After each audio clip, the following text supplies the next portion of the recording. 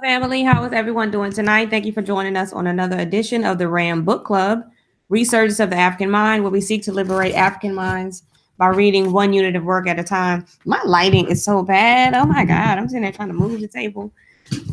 Peace and love, family. Anyway, excuse me. Thank you for joining us tonight. Tonight, we just wanted to have a little brief discussion about why we chose to read the next book, which is The Falsification of African Consciousness by Baba Amos Wilson. We're not going to get into it yet right this second. My name is Lily La Poete Speaks, BKA Alima Njai. To join the panel every week, you will go to lilylapoetespeaks.com, and I'm going to show you guys really quickly how to do that. I'm also going to show you my latest book, let you know what I'm working on, and then Dr. Maat will roll to herself.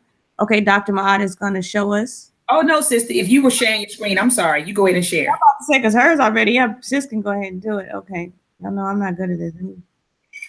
Okay, I think that's right. Okay, is that right, sis? Can you see it? Yes. Yep. Okay, so you will go to lilylapoetespeaks.com. Okay, you will go to the RAM Book Club, and we are reading The Falsification of African Consciousness. Also, if you would like to get caught up, family, you can also go to Blueprint for Black Power or The African Personality in America and check that out and get caught up and check out some of the archive shows if you would like to. So you would click on The Falsification of African Consciousness, family. And once your page loads, you will go down to the bottom, and each week you will see a link in order to either join the panel or to listen out in the discussion in the live chat. You can click that link. Whichever one you prefer, family, is up to you. And this is also a page that is set up for chatting specifically. If we wanted to just talk about different things that we learned throughout the week, family, feel free to come back to the website and you can come down and comment about what we learned and we can discuss and build further. And trying to get people off of Facebook and maybe, utilize our own platforms. So that's also an option, family. And if you don't have your copy, also, you can get your copy here, family. You go on to the marketplace. We got I think we got 10 copies left. So if you go to the marketplace, you can see it here. If for whatever reason, family, if you're on your phone or your browser is different, it may default differently. So you would just click on here, family, and you would go sort by newness. And once you click sort by newness, it'll just generate and populate, and the book will pop up just in case it doesn't pop up because some family was having some issues earlier. Okay, but my name is Lily La Poete Speaks. I am the author. Let me get this turned off, family. I am the author of Perceptions of a Misplaced African, Volume 1. Dr. Maat is holding up her copy. You should get that. Reflections of a Misplaced African, which is still in the Perceptions of a Misplaced African series, will be coming out no later than February of 2019. So I'm definitely excited about that, family. Also, while you're on the site, you can also get Aaron Knows About Africa, family. Aaron Knows About Africa is a great children's book. It tells you about a few different countries in Africa. It gives you a little good background. It's got some great pictures in here, great information, even for adults, because a lot of adults don't know a lot about Africa either. So it's not just for the babies, it's for the adults as well, family. So you can also get your copy. And we're going to let Dr. Maat introduce herself, and peace and love. Thanks for joining us. Peace and love, family. Oh, sorry, let me take it off. So peace and love, family. My name is Dr. Deanna Bailey, also known as Dr. Maat. I am a lecturer at the School of Engineering at Morgan State University. I'm also the co-founder of Ed Anime Productions. Ed Anime Productions is a company that creates educational tools, educational programs for children. We currently have our first flagship project entitled Mel Trek. Mel is short for melanin, Trek means journey, and we're taking you on a journey to understand the history, culture, and achievements of African people from an African-centered perspective. We have Mel Trek Exploring Ancient Africa out right now. This film is available on DVD and for digital download on Amazon and on our website. And we produce supplementary materials to accompany the film because we want our children to see it. We want them to read it, and then we want them to color it. Okay, so you can go to Ed Anime Productions to get your copy of Mel Trek, the storybook, the coloring book. We also have Mel Trek Episode 2 available. I'm sorry, family. Mel Trek Episode 2 available, Exploring the Pre-Columbian Americas, where we talk about the indigenous cultures in the Americas. So our children learn about the mound builders, the Mayans, the Olmecs, the Aztecs, and the Incas, and the possible African presence in America prior to Christopher Columbus. So you guys can head on over to edanimeproductions.com to get your copy of the Meltrek program, or you can simply go to Google and type in Meltrek, and there will be links to take you directly to the website. So as Sister Alima stated, man, we've been at it. Our first book, we started the Ram Book Club back in August of 2018, and since then we've read the Blueprint for Black Power. So we started with this text. You know, sis, I go as far as just telling people that this is like my Bible. I mean, you have your Bible. This is my Bible right here, the Blueprint for Black Power. So we actually started with this text, and it took us about 8 or 9 months to finish the text. And there were some things that Dr. Amos Wilson spoke about in this book, and we wanted to explore some of his ideas a little further. For example, there's a chapter in Blueprint for Black Power where Dr. Amos Wilson talks about our personality systems in America and how our personalities are developed and are used as instruments of power. And so we wanted to explore that idea a little further. So Sister Alima and I decided to read The African Personality in America, an African-Centered Framework by Dr. Kobe Kambon. And so we completed this book maybe probably a few months ago. And the reason why it took us a while to start the falsification of African consciousness is because the elder Sababo, he was in Jamaica, and we wanted to purchase the books directly from Dr. Amos Wilson's book publishing company called African World Info Systems, which is located in New York. We didn't want to go on Amazon, family, because I know when you go on Amazon, I believe, Sister Alima, you can correct me if I'm wrong, that they take like 40 or 50% of the author's money. And so we wanted to make sure that our elder, the elder's name is brother, we call him Baba Sababu. We wanted to make sure that he got every penny. And so we waited. We actually prolonged starting the book until he came back from Jamaica to ensure that we purchased some copies from him. We purchased 20 copies of the Falsification of African Consciousness, and all of the copies were signed by the elder. The elder is 75 years old. They were all signed by Baba Sababu. All right, he signed all of them. And Baba Sababu is the editor and publisher of all of Dr. Amos Wilson's books. He helped to co-found African World Info Systems along with Dr. Amos Wilson.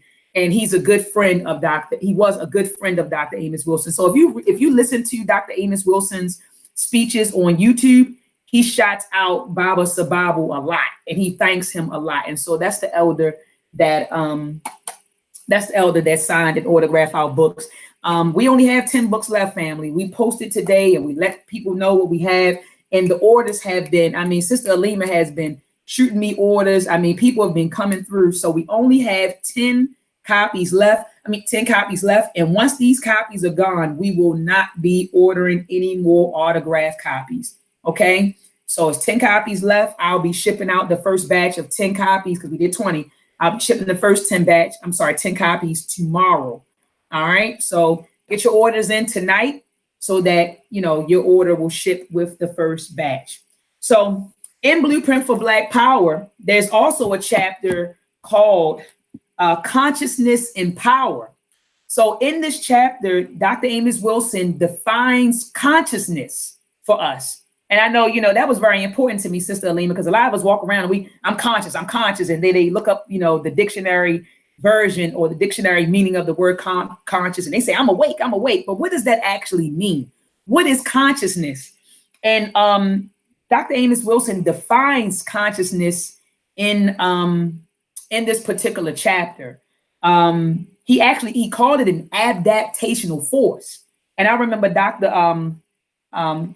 Kamain, he called consciousness, he said that it's a noun and a verb. But anyway, so in this particular chapter, Dr. Amos Wilson talked about consciousness and how our consciousness can be used as an instrument of power if it's socialized by those who want to control us, you know, that it can be used then as an instrument of power. So Sister Alima, I'm going to turn to page 85 in Blueprint for Black Power, where Dr. Amos Wilson defines consciousness for us. So he says that consciousness refers to a state of mind which includes varying degrees of awareness. So wait a minute, Sister Alima. So it's just not, I'm aware. No. He says that consciousness refers to a state of mind which includes varying degrees of awareness, and which, depending on its particular organization and condition, both facilitates and sets limits on the ability of the individual to engage in various types of mental and behavioral activities. So your consciousness can facilitate and set limits on the ability of you or the individual to engage in various types of mental and behavioral activities. All right. So it's a state of mind. Consciousness is a state of mind. All right. He goes on further to tell us, I'm on page 89 of Blueprint for Black Power for those that have it. He says consciousness is a psychophysiological control mechanism. He says it is an instrument of behavioral control. So if someone can control your consciousness or mold and shape your consciousness, then they can mold and shape your behavior. They can actually predict your behavior. Sister Alima, do you remember in the book, The Miseducation of the Negro, Dr. Carter G. Woodson, there's a quote in there where he talks about how once you control a man's thinking, you don't have to worry about his actions, right? So anyway, he says through its states and levels, humans control their mental, physical, and emotional behavior. However, he says that consciousness can be socialized, meaning that its defining functional contents, methods of processing and expressing information, its guiding values and parameters are deeply influenced and conditioned by the nature and consistency of our interactions with other human beings and the various social conditions under which we live. So in other words, he says that the consciousness that directs the individual's behavior is to a great degree under social control. And it is used as a means of controlling his behavior by the culture, society, and groups of which he is a member and under whose influence he operates. He says consciousness, is therefore the premier instrument of social control. I want to say that one more time, Sister Alima. Consciousness is therefore the premier instrument of social control. Consequently, its contents, character, abilities, and intentions are the objects of social concern and social engineering. Wait a minute, Sister Alima.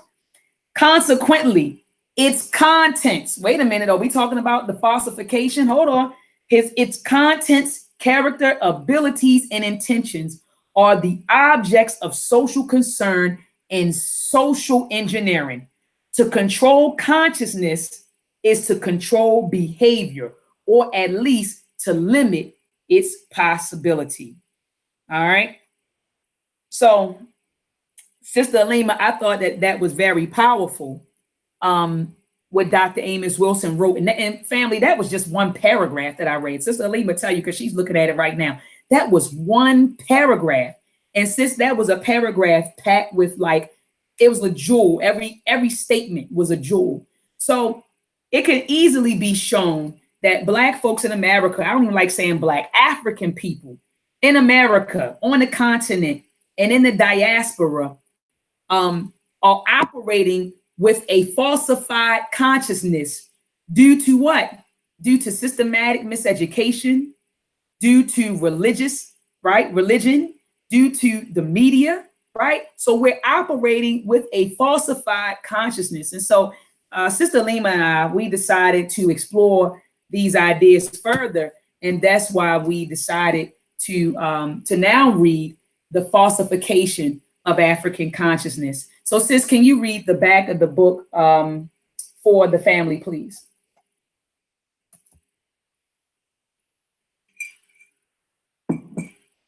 Oh, sis, your mic is muted.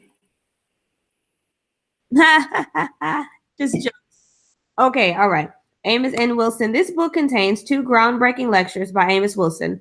The first, European Historiography and Oppression Exposed, an African Perspective and Analysis, was among the first contemporary analysis which delineated the role Eurocentric history writing plays in rationalizing European oppression of African peoples and in the falsification of African consciousness.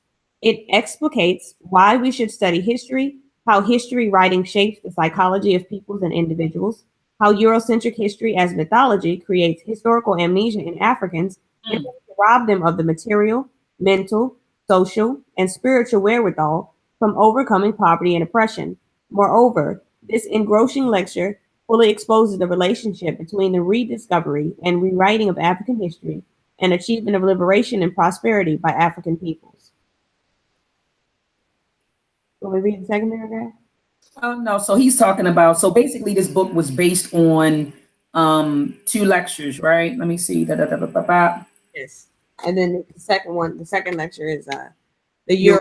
Eurocentric political dogmatism. Okay, related to. Okay, go ahead, sis. Read that one paragraph. The second lecture is the Eurocentric political dogmatism, its relationship to the mental health diagnosis of African people, advances the contention that the alleged mental and behavioral maladaptiveness of oppressed African peoples is a political economic necessity for the maintenance of white domination and imperialism.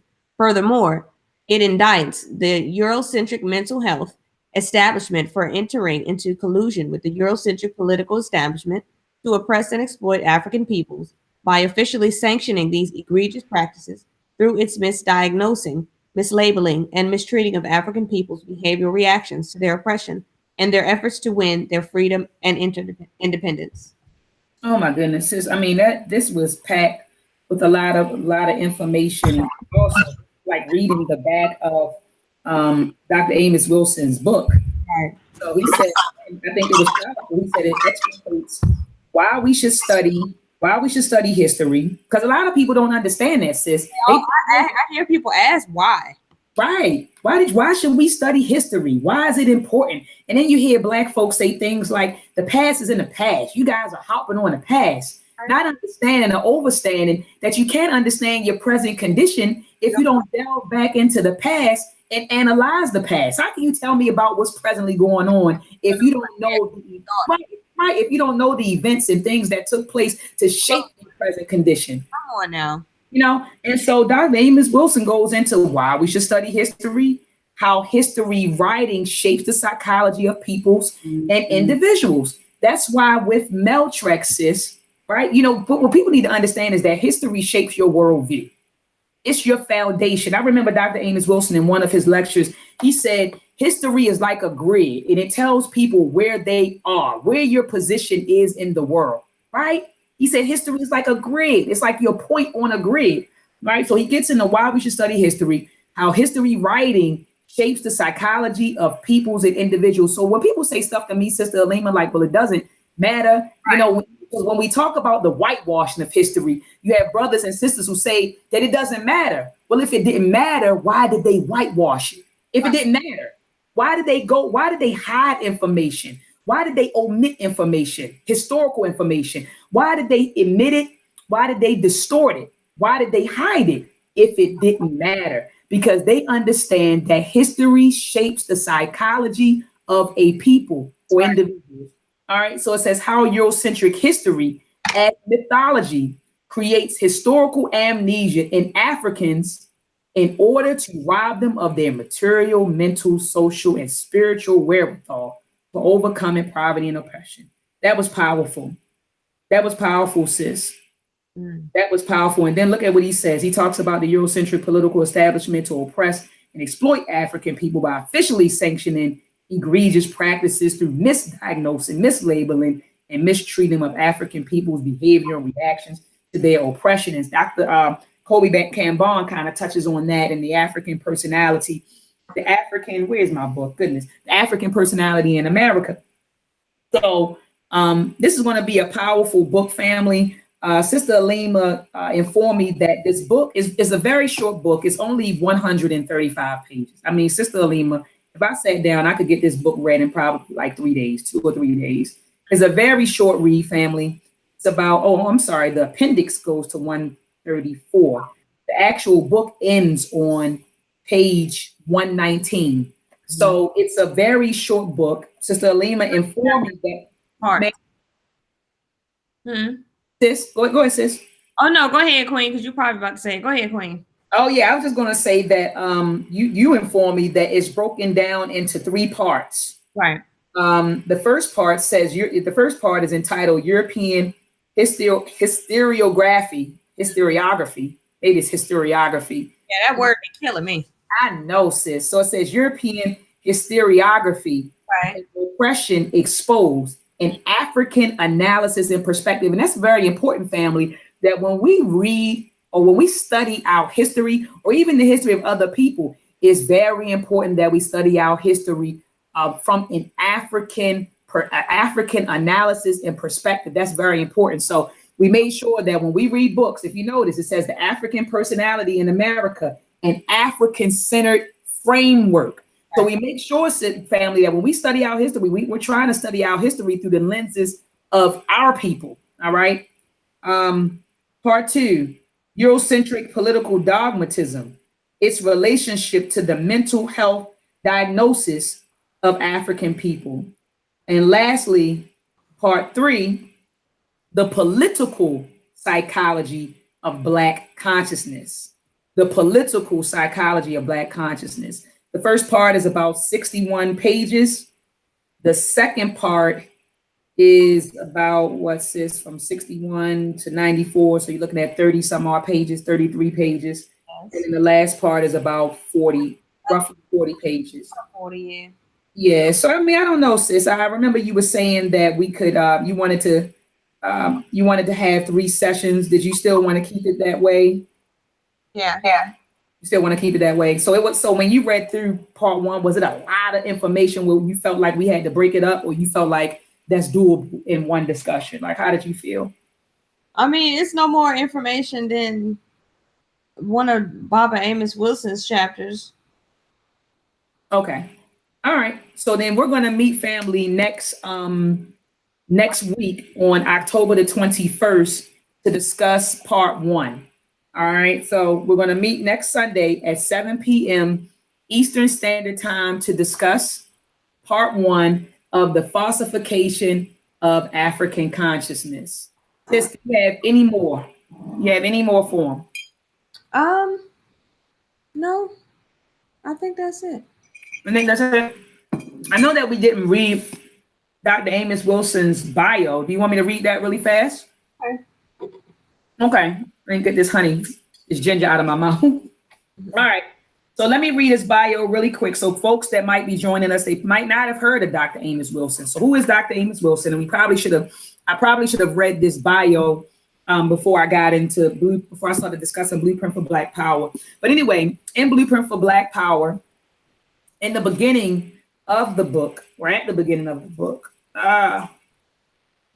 there's an about the author. There's a heading about the author right at the beginning of the book. It says, Professor Amos Wilson is a former social caseworker, supervising probation officer, psychological counselor, training administrator in New York City Department of Juvenile Justice, and assistant professor of psychology at the City University of New York. Born in Hattiesburg, Mississippi in 1941, Amos completed his undergraduate degree at the acclaimed Morehouse College in Atlanta, Georgia.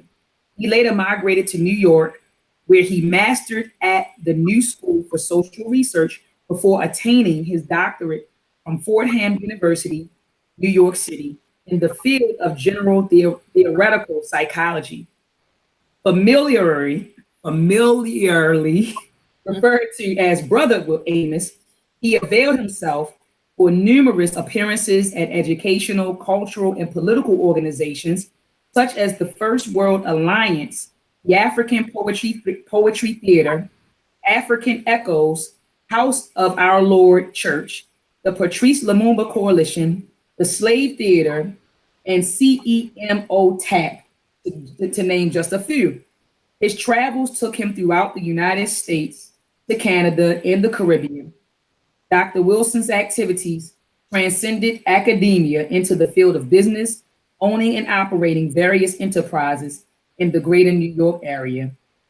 It says a prolific writer, Wilson has penned other pertinent works in the areas of education, child development, and therapeutic psychology, which we hope to share with our readers in the near future.